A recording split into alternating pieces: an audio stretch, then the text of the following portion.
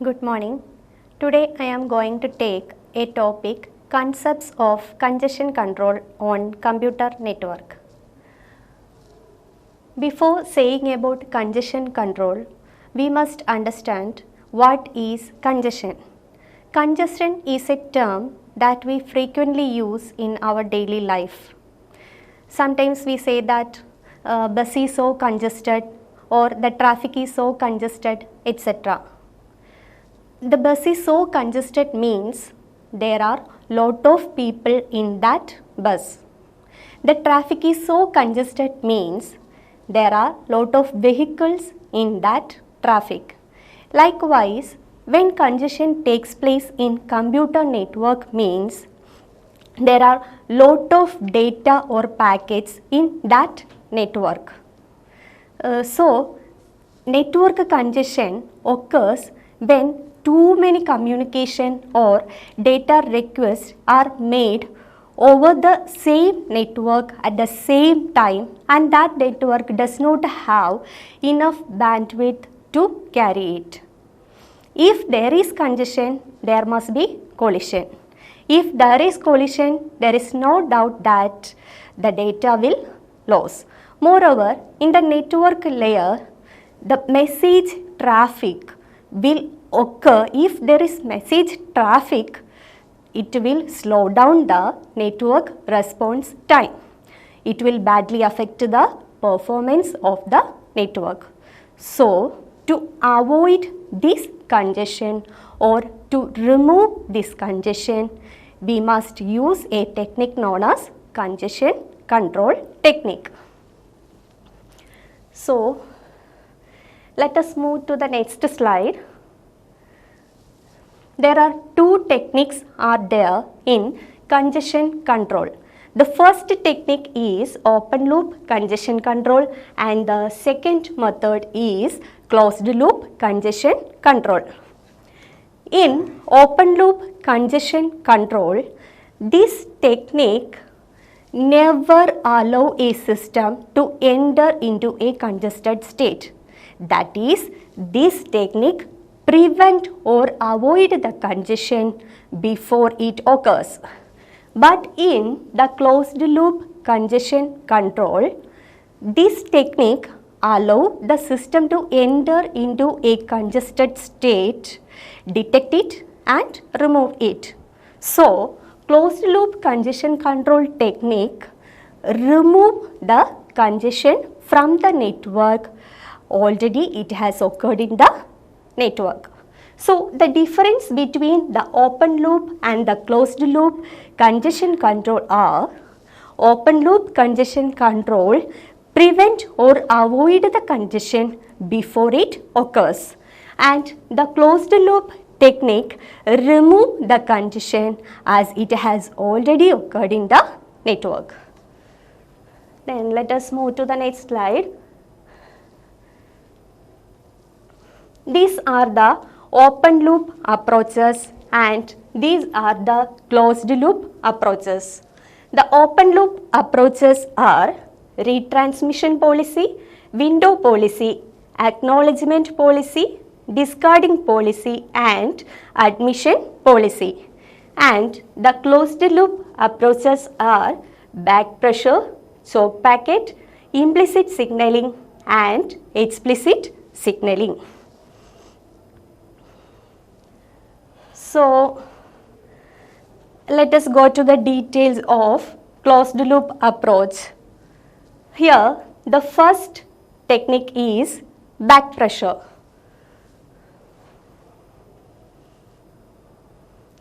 With this example figure, we can explain the concept of back pressure. In this figure, we can see that one source and a destination is there. The source means sender and the destination means receiver. In between the source and the destination, there are 4 nodes. First node, second node, third node and the fourth node. The data flow is from the source to the destination, that is shown in the figure. Here we can see that congestion takes place in the third node. that is the third node stop receiving packets from the previous node. So the third node apply back pressure to the second node. Thus the second node is now at the congested state. So it stopped receiving packets from the first node. So the second node provides back pressure to the first node. Now the first node is in the congested state.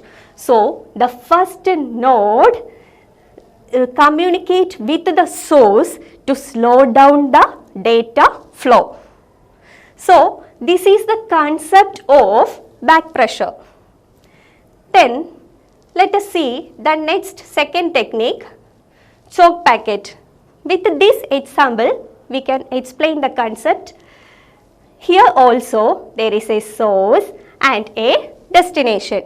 Here also the data flow is from the source or the sender to the destination or the receiver. Here also 4 nodes are there in between the source and the destination. Here also we can see that the congestion takes place at the third node. Here the third node or the congested node directly sent a choke packet to the source or the sender to inform about the congestion, and it needs to slow down the data flow. So the difference between the back pressure and the choke packet technique is that in back pressure technique, here the third congested or the congested node send back pressure to the second node, and the second node send back pressure to the first node. After that the first node will inform the source. But in the choke packet technique, here the congested node or the third node can directly send a choke packet to inform the source about the congestion. So let us move to the third technique, that is implicit signaling. Implicit signaling is an assumption based technique. That is, the source is required to detect the congestion by taking certain observations such as monitoring the time needed for an acknowledgement to come back. So what is an acknowledgement? That is, we can say it with our real life example. If we apply or if we send an application letter to a company, we will attach an acknowledgement card with that application letter. This acknowledgement card will send back to us after receiving our application letter to the company. That likewise, here the source sent a packet to the destination. When the receiver or the destination receive that packet, it will send an acknowledgement to the source. That is the acknowledgement. So here the source detect the monitoring time, or it detect the time that it takes an acknowledgement to come back. If the time is too lag, it will assume, or the source will assume that there will be a congestion. So this technique is known as assumption based technique. There is no interaction between the congested node and the source. Yes, it is no interaction between the congested node and the source, but it assumes if there is congestion or not. Then let us move to the fourth technique. The fourth technique is explicit signaling. Here, if there is a congestion at any node in the system, it sends a packet either to the source or to the destination. That is, from the congested node, to send a packet to either the source or to the destination to inform about the congestion. So the explicit signaling is can occur in forward or in backward direction. In forward signaling, the signal is sent in the direction of congestion. That is, the destination is warned about congestion. Why destination is warned about congestion? Because it informs the congestion to slow down the acknowledgement to send. It slows down the acknowledgement. So, what is backward signaling means? A signal is sent in the opposite direction of the congestion. It sends the signal in the opposite direction of congestion means it is sent to the source. The backward signaling send the signal to the source is warned about the congestion and to slow down the data.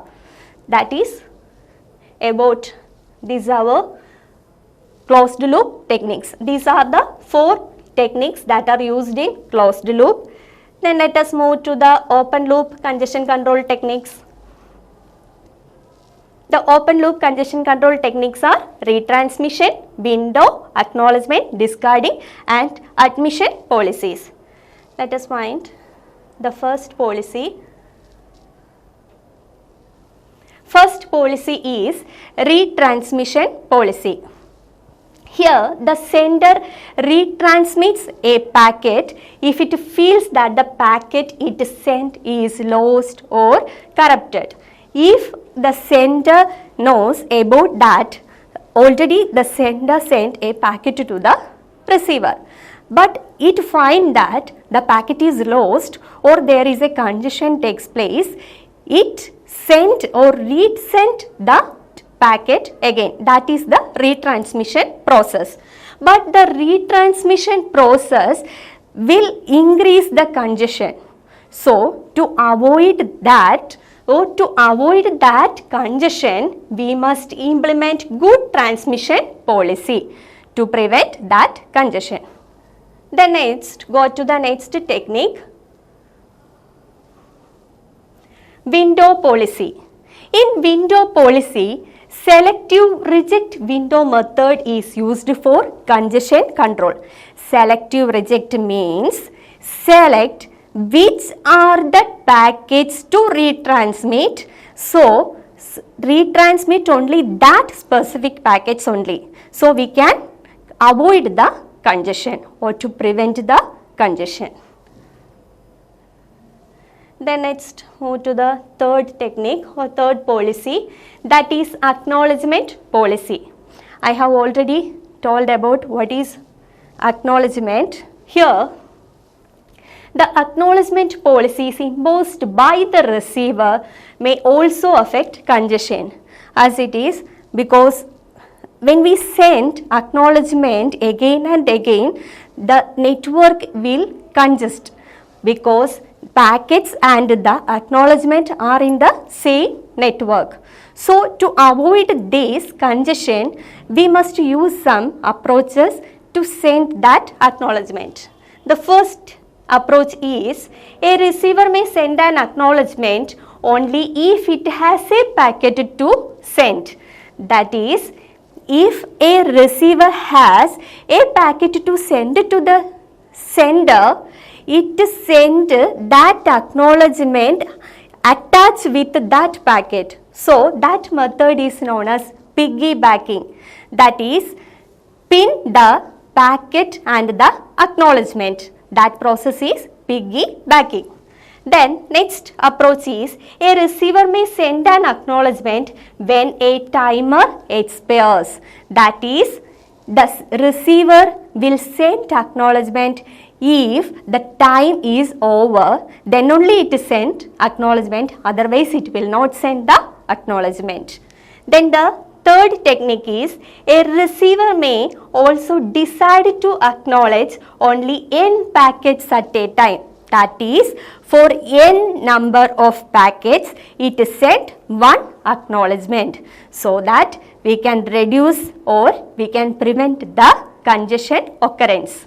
So, let us move to the next policy, that is discarding policy. So, a router may discard less sensitive packets when congestion is likely to happen. That is, a router discard less priority packets and it will send only the highest priority packets. That is, the router discard some less sensitive packets to avoid the congestion. This is the discarding policy. This discarding policy is done by the router. Then next move to the next policy, admission policy. Here an admission policy is a quality or service mechanism which is used to prevent the congestion in virtual circuit network. That is, it first check the resource requirement of a packet. It check if this resource need that packet, it only admit that packet. That is, if it check if the resource does not want any more packets, it will not accept that packet. That is the admission policy. The admission of packets is based on the resource requirement. Then, all these policies are used some algorithm to prevent the congestion. That algorithm is known as leaky bucket algorithm. This leaky bucket algorithm is implemented by the scientist Turner, which is a most commonly used policing mechanism used in this congestion control. So, let us imagine a bucket and here imagine a bucket. Here a small hole is present at the bottom of the bucket. At what rate the water enters into the bucket, it's no matter, but the rate at which the water splits out from the bucket is at a constant rate. That is, here whatever may be the water entering into the bucket is in an unregulated manner, and the water that is come out from that hole is at a constant or in a regulated manner. Then when the bucket is full, the additional water entering into the bucket spills over the bucket and is lost. Here the same idea is used by the scientist Turner in his algorithm, leaky bucket algorithm. So the name is given by leaky bucket. So the same concept is used by the scientist in his algorithm. Let us see the figure. Here one host computer is there and a network. In between these, a network interface is here. In this network interface, a leaky bucket is included. That is, the interface containing a leaky bucket. Here the host computer sent 5 packets in an unregulated manner. In an unregulated manner, the host computer sent 5 packets and these packets are held by the network interface or the bucket. Then from this leaky bucket, the packets are sent out in a regulated manner. Did you understand? Here a host computer sent the packets in an unregulated manner, and here the host computer sent 5 packets and the network interface hold that packets and it transmit that packets through the leaky bucket in a constant rate, that is in a regulated manner. When additional packets are enter into the bucket, when the bucket is full at that time, when additional packets coming will spills over and is lost. So here data must lose. That is, if the bucket is full, any packets coming to the bucket, it will lose. So, what are the steps involved in leaky bucket algorithm are, the first step is the host computer sends out a packet of data, usually unregulated, that we are seeing in our diagram. Then second step is it passes through the network interface where the leaky bucket is situated. Then the third step is this bucket holds the packets in and begins to release them in a regulated manner to the network. That is, the network interface transmits the packets at a constant rate. Then the fourth step is, if a new packet arrives, when the bucket is full, the entire packet is discarded. Then these are the steps involved in the leaky bucket, but we find one disadvantage here. That is, here the packets will discard or the packet loss taken place in this leaky bucket algorithm. So let us move to the implementation format. That is, the leaky bucket algorithm can be implemented by using a queue data structure. Here packets are arrived here, and by using the decision diagram, it checks if the bucket or the network interface is full or not. It checks if it is full, yes, it will discard. If it is not full, no, n, then it moves to the queue.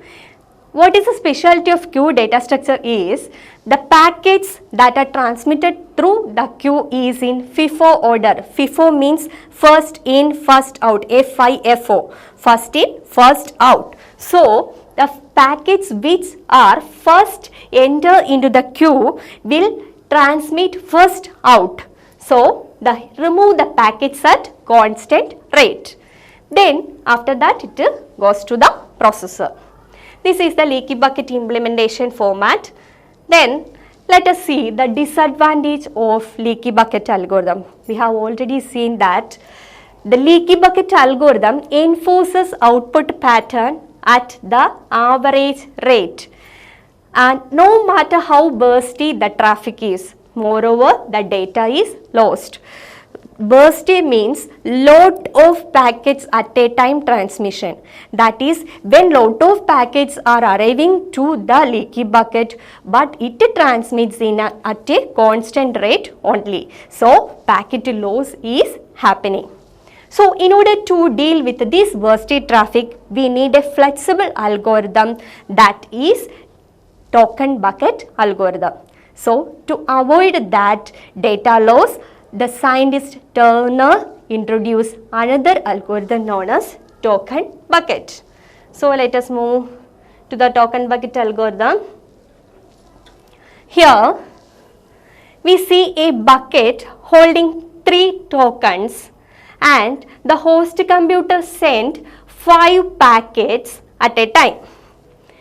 Then here the bucket contains 3 tokens. That is, each t time interval, 1 token is generated into the bucket. For each t time interval, 1 token generated into the bucket, and this token is used by each and every packet that is transmitted through this network interface. So, for a packet to transmit, it uses 1 token from the bucket. That is, if for a packet to be transmitted, it must capture and destroy 1 token.